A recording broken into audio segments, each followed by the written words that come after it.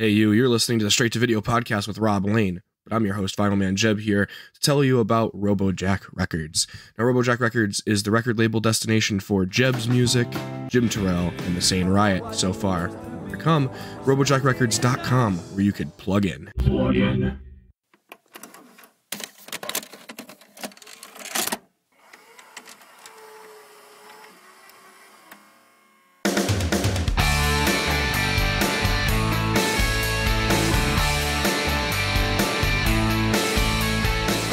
You're listening to the Straight to Video podcast with Rob Lane.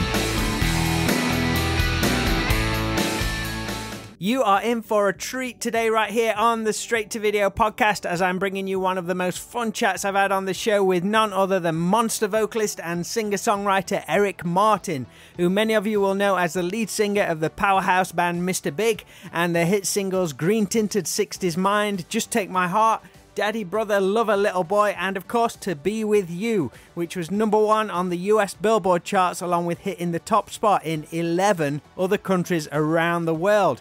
Eric was a blast to talk to, totally off the hook and a lot of fun. He likes to take the piss, which I have absolutely zero problem with, and it made for a really great talk.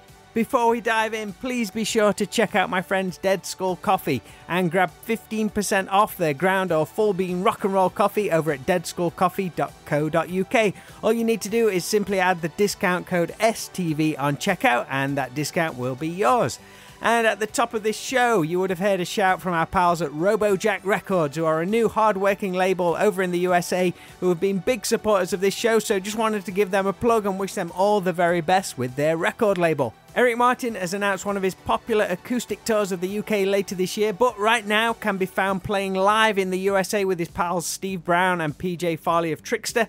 Along with drummer Joey Casata, the band are blasting out a set of Mr. Big and Trickster tunes, which from the clips I've seen sound awesome. So if you're over in the US, be sure to check out a show. Or for us here in the UK, then dates for Eric's acoustic tour in August are up now at ericmartin.com. Okay, let's get into this. Strap yourselves in and hold on for some fun stories from one of hard rock's finest and simply most fun lead singers of the past few decades as we dive into my straight to video chat with Eric Martin.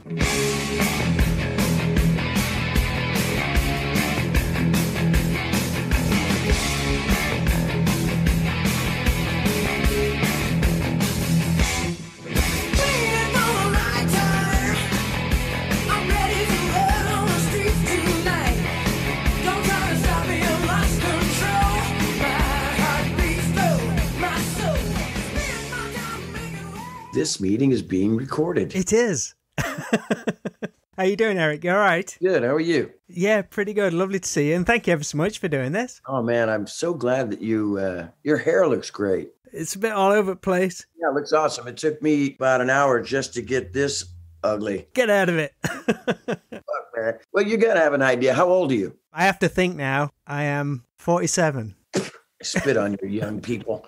Anyway, so... Wow. Way to start it, Eric. There you go. Hey, just making friends. It's all good. It's all good. We met a few years ago when you played at Rock City. You have a face and a voice and a hairstyle that I'll never forget.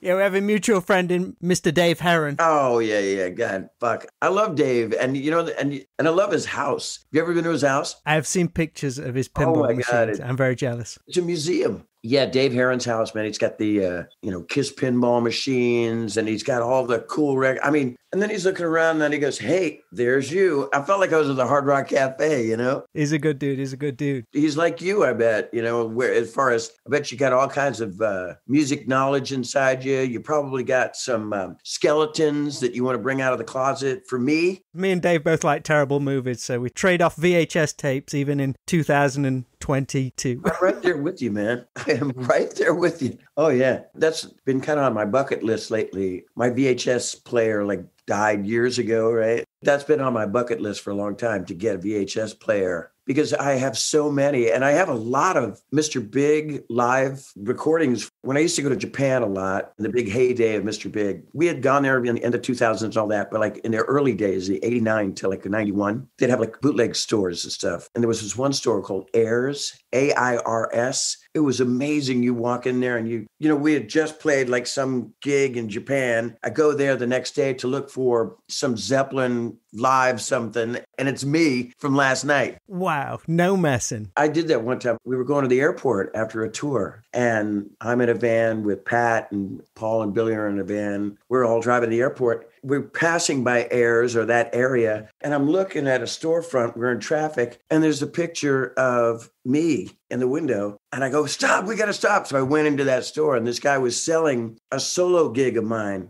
in Japan, like that I'd done the year earlier. And I go, hey, that's me. And he goes, 70 yen.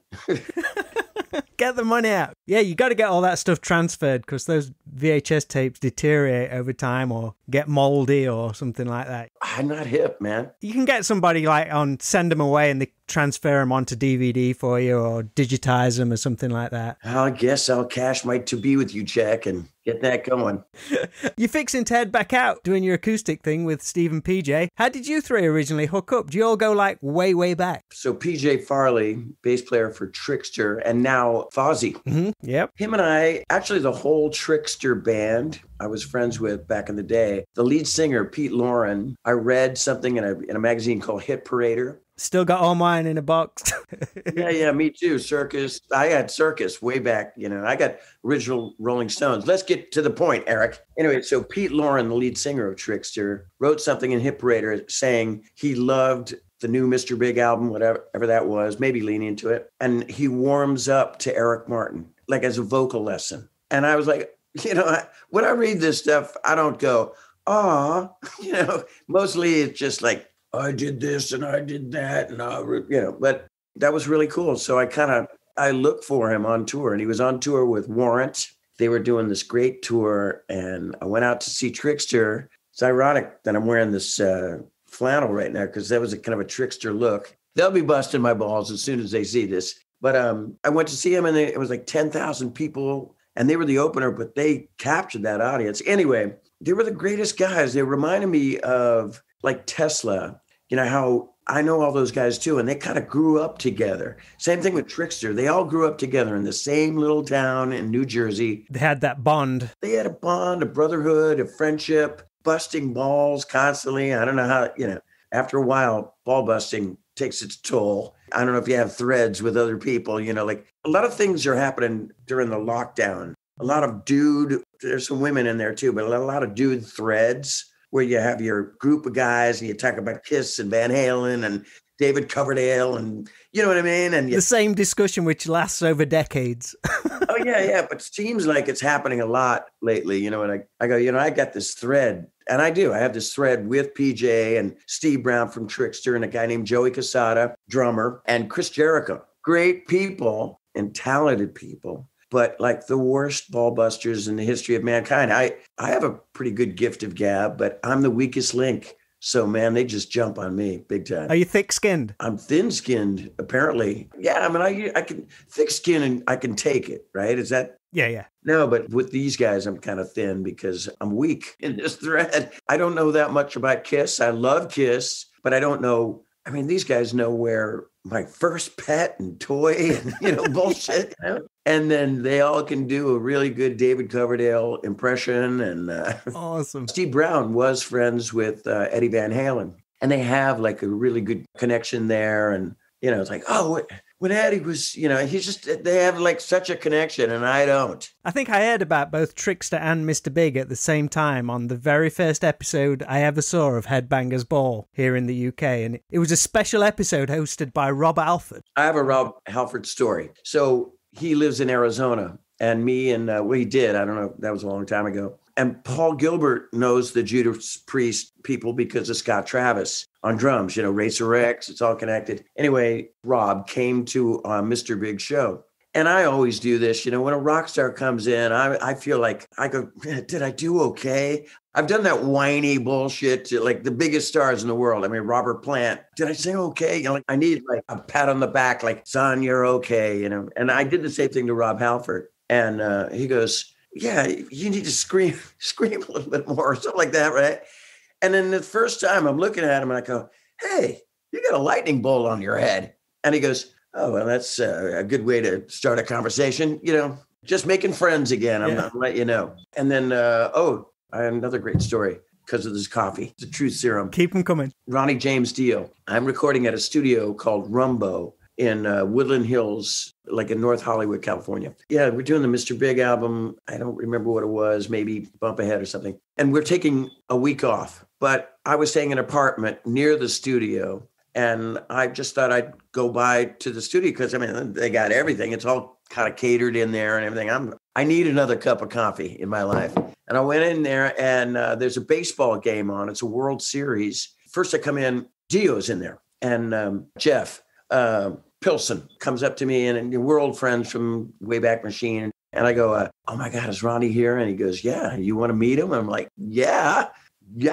Right. So I went into this galley kitchen area and he's watching the World Series. I walk in and he's on the couch and Jeff goes, hey, Ronnie, this is, and he goes, shush.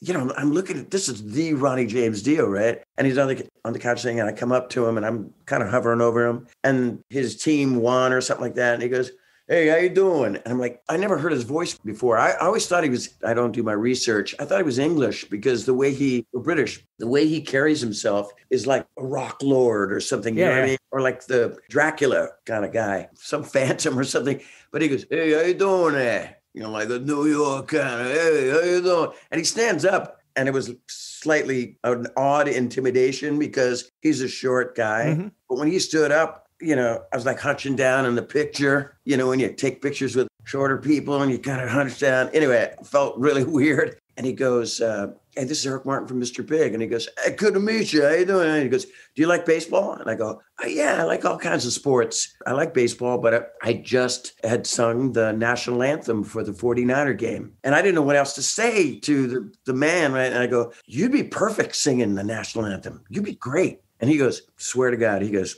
no. They don't say the word fire in the lyric. Wow.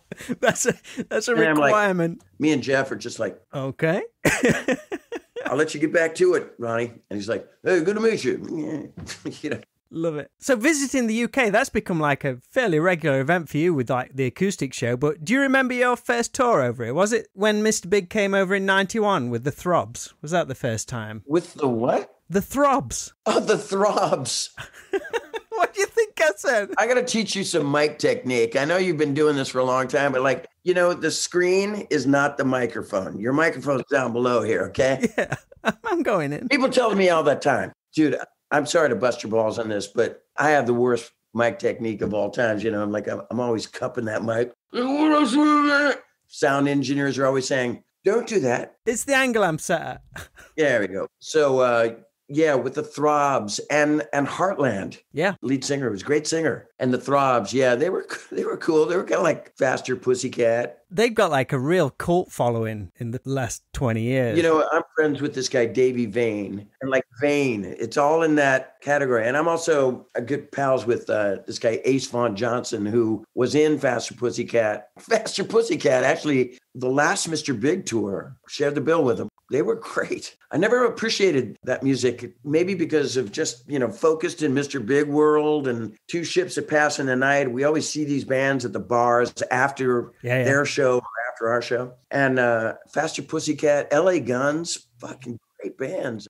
Those songs are kind of like in your consciousness. You perhaps heard them, then you hear them years later. It's like, holy shit, this was a great song. Yeah, it was a great, you know, I'm just finding out about it now. It's all right. How was that first tour of the UK? Do you remember much about it? I do remember we played the famous the Marquee because the Ship, the bar, was right across the street or right across this little cobblestone area, you know, where all the Who and the Rolling Stones and everybody else went to drink. But, it was fantastic. But I do remember that I had jacked up my knee. I had like some cartilage torn in my knee and I didn't have surgery yet. And I had like this brace on my knee. So I wore shorts and, you know, I don't have the greatest legs in the world, but I was skinny and it was okay, you know. So I had like these big black baggy shorts and I had this black shirt. I might have made it myself. It was like a white painted looking shoe print. Right. Or boot print on it. And I had super long ass hair. And I remember it was hot as a boiler room in there. And it was a lot of dudes. It's funny, lead singers, you know, you hear this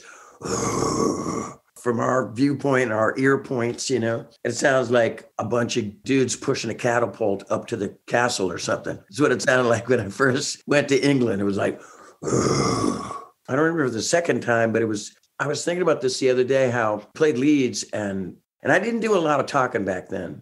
Huh, that's weird. Yeah, I didn't do it. I just went like, this next song, or did a little scat before a song called Voodoo Kiss, or did something like that, you know, and we're like, hey, Billy, shit, you know, I was a clown, but I didn't have a lot of, you know, conversation. And Pat Torpia broke a drum pedal. And I was like, okay, Eric, talk. Say something to us to entertain us. Focus. Anyway, and I didn't know what to do. And Paul Gilbert just breaks into Quirky Kid, that kid. Fly Me to the Moon by Frank Sinatra. What? Yeah, it was like, it's like, like the whole horn section and keyboards and strings and everything. He's good like that. Yeah, just pulls it out of the bag. Pulled it right out of the bag, and I pulled myself right up to the front of the stage and went like, fly me to the moon. Hey, and the crowd was kind of looking at us, but they went, yeah. Bring it on. Sweet. And like, speaking of touring and traveling, you was from like a military family, right? So I guess that was kind of in your DNA right from the start. Aren't you originally from the East Coast, but like, did you like spend time in Europe and stuff before settling in San Francisco? 3 or 4 questions in one, right? In one, yeah, get them in there. Yeah, I was born in Queens, New York, and I only lived there for about 4 or 5 years. The family, yeah, we lived there for a little while. Chronological history. Should have asked me this 20 years ago.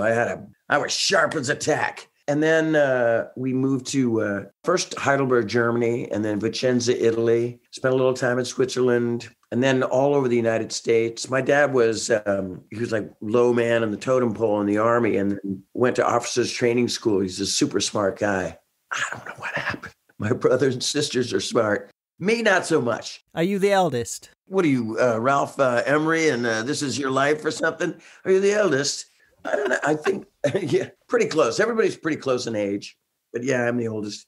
But anyway, yeah, my dad went up to like lieutenant and captain, and lieutenant colonel. Could have been a general if he didn't, you know, just went, enough of this. But he was in Vietnam and he was in Korea. And we basically lived everywhere in the United States, from Florida to Washington, D.C., Maryland, Virginia, Kansas, and then all over California. And I live in Marin County, California now. And that was one of the last places my dad lived. And do you remember much about that time? Was it just the norm for you to be moving all the time? Or was you like, come on, guys, I'm just getting settled. I'm making friends. Now we're moving again. You know, you had your bedroom, and you had like maybe you were lucky to have maybe a desk in the bedroom, or you had a table that was your playroom that you put your Army soldiers on, or that kind of thing. I didn't have that. Like my whole life, I had like Mayflower moving van boxes as tables. And sometimes the furniture that we had in the previous home wasn't in this new home because it was still wrapped up in the basement or storage, because any minute he could have been stationed somewhere else. I think we spent a year in Germany and a year in Italy. Not very long, you know. Hey, look, my dad had a job. That was his thing, you know. And we had to abide by it and go where he went, you know. But man, it was hard. Have you ever seen the movie Last of the Mohicans, Daniel Day-Lewis? And there's a scene, you know, in the cave where the Indians take away the girl, and he goes and he goes, I will find you. Long way to get there, but that's how I was with friends. I was like, I will find you. Where was the first place you felt settled? Probably Sacramento, but still, my dad was gone, off fighting some more. And first place I felt comfortable, and it's the last place. I mean, this is where I feel comfortable, San Francisco Bay Area. And I've been all over the world so many times. And there are places that I love. I mean, you know, look, I love England. I'm not just, you know, blowing smoke up your, you know, if I was in Scotland, it would be a kilt. But like, yeah. But I have Brit friends that go, yeah, I'd rather be in San Francisco. Nah, don't do it.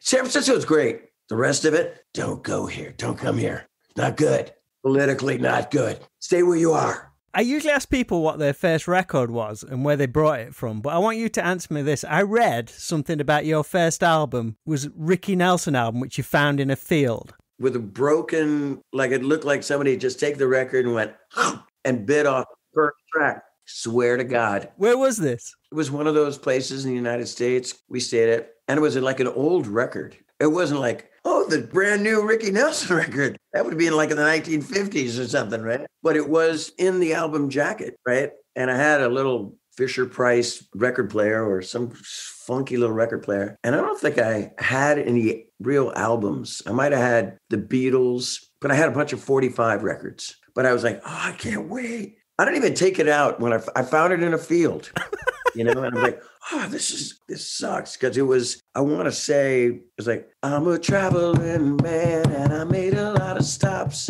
all over the world. Could have been the first track. So it had this big tooth mark in it. So it was like, when I put it on there, it didn't play the beginning. So it was like, the pretty Polynesian baby.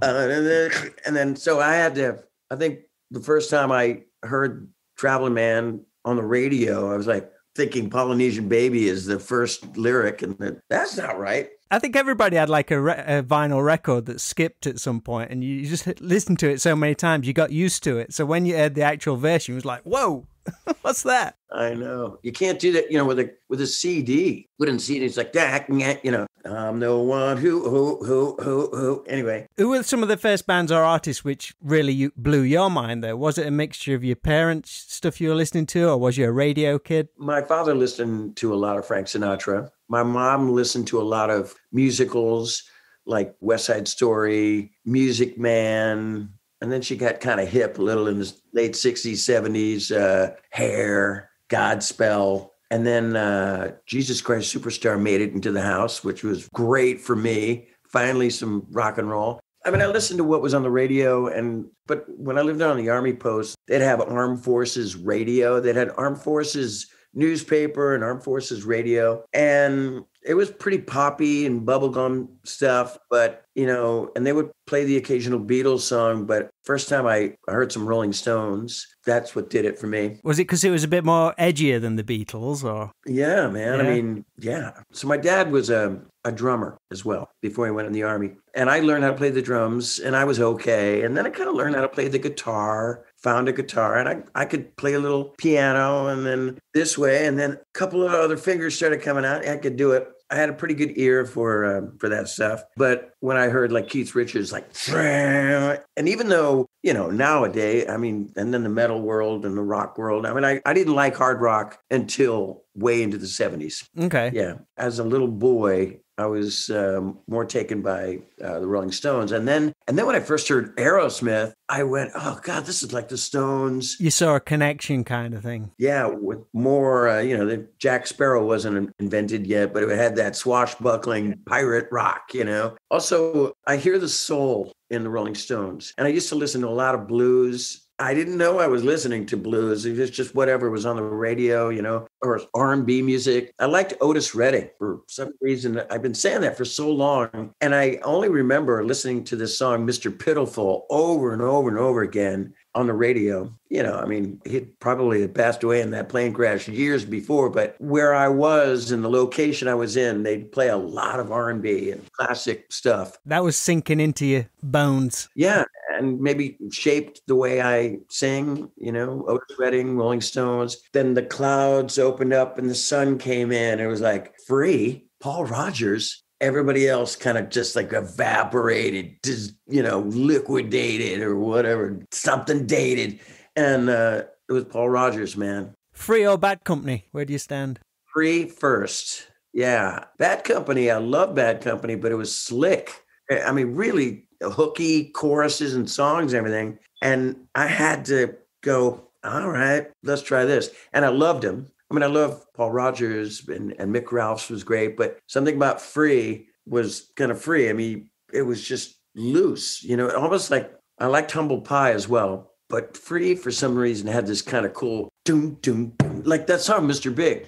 Doom, doom, doom, boom. Had this R&B sound, Did you bring that into the Mr. Big camp then with the name and doing the song Mr. Big later on? No, I didn't. Pat Torpy did. Right. Pat did, yeah. I mean, when we first got together, me, Billy, Pat, and Paul went to a Chinese restaurant. I think we had played together, jammed a little bit, or tried to write a song or get to know each other musically. Mm-hmm. And then we went to the Chinese restaurant like every night after rehearsal to get to know each other and our humor. And everybody had such great humor and everything. But we're talking about our musical heroes, just like you're saying to me. I remember, like it was yesterday, Billy Sheehan said, I like Spooky Tooth. And I'm like, oh, I don't know. Who's that? And he goes, yeah, Gary Wright, Dreamweaver. I'm like, oh, I don't think I've ever heard that band. I never did. And so I researched that, and they were great. And Pat, with everything Led Zeppelin. When those guys used to play together and warm up a little bit before we wrote our songs, they would play the whole Led Zeppelin complete book, every song. I mean, I knew all the songs. I've heard them before, but they knew them. Pat could sing it. He knew all the lyrics. Same thing with Paul. They were the shit, man. So Pat said Zeppelin, Paul, I don't remember what his influences were. Probably Beatles. Thank God, man. This kid was like, when I first met him, he was like this Racer X-y heavy metal guy. And I was like, how's this going to work in my head, right? And he goes, and I really like the Beatles. I'm like, all right, I can work with this, I was wondering that, 'cause you joined this band with like 3 virtuoso guys, which at that time it could have been shredding. I just wondered if you had to like lay some ground rules down, like where am I going to fit the harmonies? Rules? Yeah. Oh, I tried to lay some ground rules, but that's a different story. So this story, Pat also said the band Free. That was one thing we all agreed on, in between egg rolls. We were like, I love Free. I do too. And then we went, okay, and then Humble Pie and Rolling Stones. Or I remember saying to Paul Gilbert, I go, I'm leading into another story. All right. I go, I love Eric Clapton. Paul goes, I don't like him. Not so much. What? And he goes, no, I like Jimmy Page. I'm like, they were in the same band together one time. And he goes, I don't care for Clapton. So years later, years later, it was the night before we were playing this big gig in Osaka, and the same venue Eric Clapton was playing in Japan. And so the famous promoter, great man, Mr. Udo, Seijiro Udo, took Paul and I to see Eric Clapton. And all the while I'm thinking, he doesn't appreciate this. Clapton's up there like, playing Crossroads. He played like In the White Room. He did all the Cream stuff, and Layla blew my mind. I mean, in Japan too. And we stand out like a light. We're the only kind of like 2 Americans in the place, and we go backstage and I get introduced to Eric Clapton, right? And Mr. Udo, oh God, I wish I still had this photo. This is such a bucket list moment of mine. I've been asking Mr. Udo for years, do you still have that picture? He puts his arm around me and he puts his arm around Clapton and he goes, my 2 favorite Erics. I swear to God, on a stack of Bibles. I was like, oh my God, this is brilliant. Killer. Anyway, Paul comes in the room. I introduced Eric Clapton to Paul Gilbert. And Paul's like, hey, good to meet you. I'm a big fan. In the back of my mind, I'm like, no, you're not, right? And Clapton goes, oh, great to meet you. And the first thing Clapton says to Paul is like, you're the one with the drill, right? And Paul's like, well, and he explains a story about how journalists used to say to Paul, how fast can you play? But that was the stupidest question ever. He glued some guitar picks on the end of a bit of a drill. And he was like, this fast, And as a joke, threw it into our show and then did it in that Daddy Brother, Lover Little Boy song. Daddy Brother on the set list. It takes up too much paper. But yeah, Clapton and Gilbert. Anyway, that's another great. I got a few million of them. But yeah, what were you asking me about before? Yeah, when I first came into the rehearsal studio, and it was just me and Billy in the beginning. This was his dream child to put a band together, and he got me. So I look at it like as we both kind of put Mr. Big together because, Paul Gilbert came into the room. He was friends at Billy's. And then Pat Torpy came into the room. After one drummer had already auditioned, Pat came in and we closed the door on all the other drummers. Pat was the guy. And before I met Pat, it's Billy and Paul's show. I'm at the rehearsal studio. I'm assuming that you people know exactly what it is. So I'll tell you exactly what's in my head. I'm playing piano in this rehearsal studio. I wrote a lot of songs on piano back in that day. I actually wrote the song Big Love and Rock and Roll Over that was on the Mr. Big album on piano. So I'm playing piano, and there's Billy and Paul, the Billy and Paul Shred brothers. I was like, yeah, let's kind of dumb this part down. And that's a cool lick, and I was feeling them out. And Billy was the leader of Talus. I was the leader of my own band. Paul Gilbert, I don't know if he was the leader of Racer X, but he did call the shots a lot of times. So it was like the three kings coming to the round table. And I wasn't trying to take over, but I was like, okay, this is how my song goes. And they were like, no, this is a band and this is how your song's going to go. And, just feeling each other out. But when they started playing, I was like, oh man, how's this going to work? There was a lot of things going on. And then Pat came in the room and he kept up, and he was a phenomenal drummer. He could play all the Zeppelin things, but we asked him, can you sing? And his voice was like Paul McCartney. And he had a melodic sense to him. So I was moving over to Pat Torrey's side. I was like, oh, thank God, there's some balance, It worked out. You can't judge a book by its cover. Those guys could definitely shred, and they were the best at what they do. They love songs as well. They are songwriters, man. They know what's going on. And they know, look, I bring the song To Be With You in, and Billy goes, I'm just going to do this. Because, in my demo, I wrote it on a guitar, but on the demo, I wrote it with another guy, and I think I played piano on it. It was just piano and acoustic guitar, and then a boom, and just somebody hitting a suitcase and going like that, right? So there was no bass. You would assume Billy Sheehan would be like, oh, intricate, all kinds of stuff. And he goes, I'm going to lay back and just boom, boom, boom, countrify this thing. And it was beautiful. It worked great. And Paul too, I'm going to simplify the solo. The solo is awesome. Iconic solo, Anyway. Do you remember where you was when that song took off? Was you out on tour? It's not on Wikipedia. I want your version of it. We were on the road playing clubs. We'd opened a Rush on the Presto tour, and we had done a bunch of tours opening to bands, but we did what we do, we were doing a club tour and dive bars and shit. Yeah. And we were in Daytona Beach, Florida. It was a club called Finky's, nice sized club. We walked in the door and the floor was wet. The back of the club could open up. They call it a wet bar, where people from the beach come up and get drinks at the bar and even come in the bar, with their wet feet, right?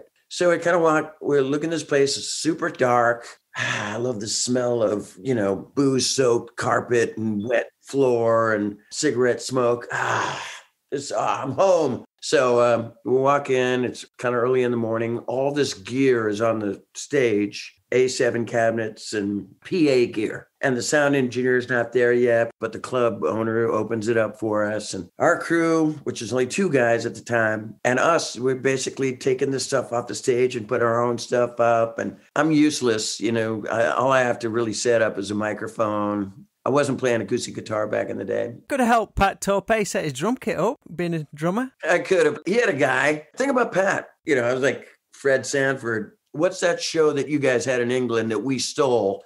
Our show was Sanford and Son. Oh, Steptoe and Son. Steptoe and Son. But we had Quincy Jones wrote this music. It was like, dun, dun, dun, dun, dun. Dun, dun, dun, dun, dun, dun, and it was like his son would be gathering all the junk from the yard and bringing it into the house. And Fred Sanford would be carrying like a little tire iron or something and go, dun, dun, dun, dun, dun. Well, that was me, They go, Eric, help us out. I'm like, carrying a piece of something that's, like a stand that the cymbal goes on. Dun, dun, dun, dun, dun. Where's this go? Put it down and just get out of the way. I got your tuning key. Yeah, totally. Pat, what's this? So I went in the other room. They had like this little amusement area, pinball machines and video games. Then they had a screen up, basically a TV, and it was MTV. And I was, MTV's playing. I was like, oh, that's cool. Maybe they'll play To Be With You, because we had done this video. And it was on light rotation or whatever. And I'm blowing the story. So I'm playing this pinball game. I'm looking up, and this guy goes, okay, Mr. Big, to be with you, the #1 song on MTV. I'm like, I couldn't wait to tell the guys, right? And then he goes, and the #1 song in the country. What? What? I was blown away. And I went into the room where the guys were, and I go, hey guys, can I get your attention? And they're like, I didn't say it like that. I was like, guys, I got to tell you something. Even my urgency, they were like, yeah, or like, we're busy. Why don't you go fuck off? And I said it just like this. I could have said we were #1 in the country right off the bat, but I go, we're #1 on MTV. And they're like, whoa. And I go, and #1 in the country. And I remember, I think Pat was like, why don't you just lead with the #1 on the country part? And I was like, I don't know. I'm nervous, And that night at that little Finky's wet dive bar, lines around the block, man. Yeah, life changed. We always had these tour buses that broke down. I mean, really, literally, we'd be playing. I remember this one time we were in Ohio and we had our tour bus and the engine like just like stop, smoke filled the bus. We all got out of the bus, grabbed our guitars and gear. Not our suitcases still on there. They're waiting for like some maintenance to come. And we were about 500 yards. I don't know what that is in meters and your language. And we walked to this baseball diamond field where we were playing a gig. I'm carrying my clothes that I'm playing that, wearing that night, and my mic stand, But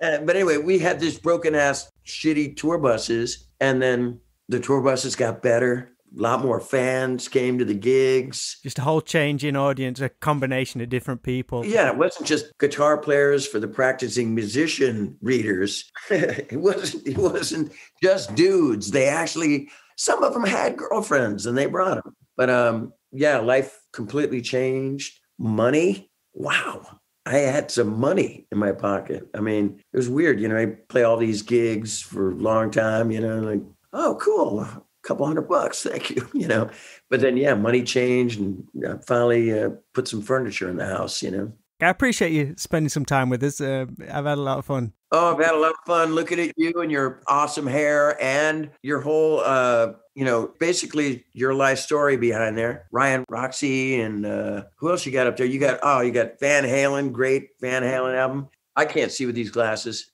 Bullet Boys. Oh, I love the Bullet Boys. And I've been hearing a lot about the Bullet Boys lately, maybe because they broke up. They got together and broke up. I was gutted. I love those guys. They're really the sweethearts. Got Mike Tramp as well over here. Mike Tramp. Oh, yeah. Mike Tramp. My fucking voice is weirding out today. First Mr. Big tour in Europe was opening to White Lion. I didn't have dealings with Mike Tramp that much. One time he put his arm around me, and he's an Adonis. You look at him and you're looking at like some pretty boy Polaroid picture, And he had a leather jacket, and this is the days of like the spray things on a leather jacket. Like that Van Halen record would be on the back, a sexy woman standing next to a B-13 bomber, B-33 or whatever it is.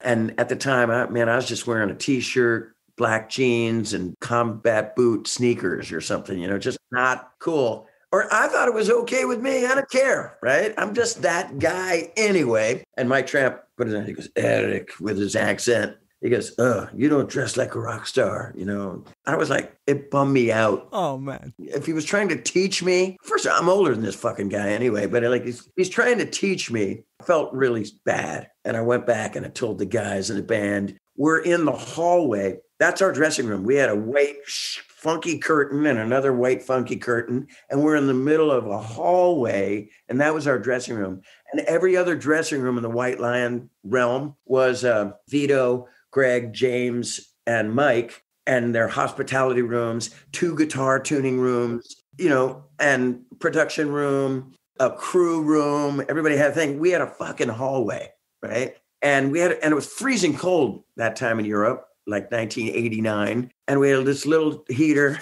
And I go, guys, man, Mike Tramp just took me under his wing and told me, and he goes, fuck that. Yeah, fuck. This is bullshit, unacceptable, but we were like, let's just play the music. Let's see what, and we kicked ass. And look, I used to hang out with James Lomenzo and Greg D'Angelo all the time on that tour. And we'd go, I don't like this guy. And I don't like, we were that guy. drinking Budweisers on days off. But I remember this, one of the last shows.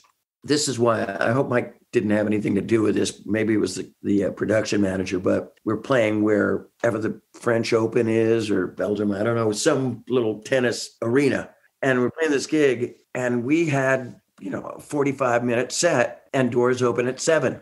They put us on at 6:30. We'd played for nobody for half an hour. What? And then the doors open, and we played Addicted at Rush and got off the stage. And we were so pissed off at White Line for years of that, man. We held grudges. I was super pissed for years, and I used to talk shit, going, fuck Mike Tramp, man, fuck. Oh, man. I know, that sucks, man. And then later on, as I'm doing this acoustic touring, and I'm watching him do the same thing as me, I don't know, I just kind of went, oh, man, I love this Mike Tramp guy. And, I've seen interviews with him, and like, what a humble, nice guy. Not this guy back in the day.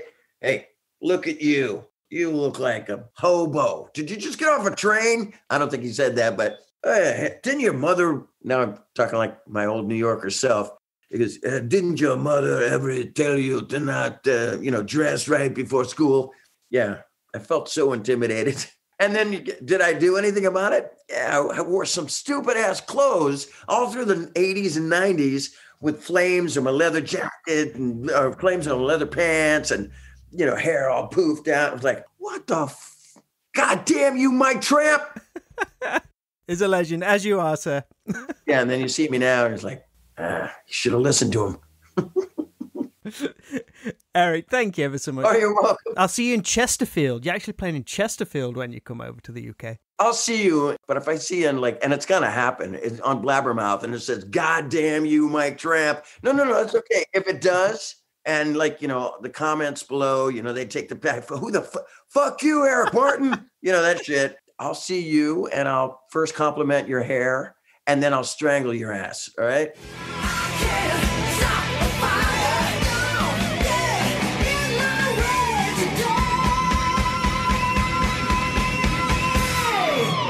Huge thanks to Eric Martin for taking some time to chat with me here on the Straight to Video podcast. I really love that talk, and it's always great when artists you have a ton of respect for are so much fun and welcoming to what I'm sure is a long list of interviewers and podcasts, so it's really appreciated. Don't forget to check out Eric's UK tour dates for this August running into September over at ericmartin.com. And if you want to dive into over 160 more episodes of this show, then you can find them all at stvpod.com or wherever you listen to your podcasts. We should be on pretty much all the podcast platforms, so please make sure to like, follow and subscribe so you don't miss a single episode, or just check back in every Tuesday and Friday for a brand new show. Alright, that is all for today's episode. Hope you all had a blast, and I look forward to when we can do it all over again.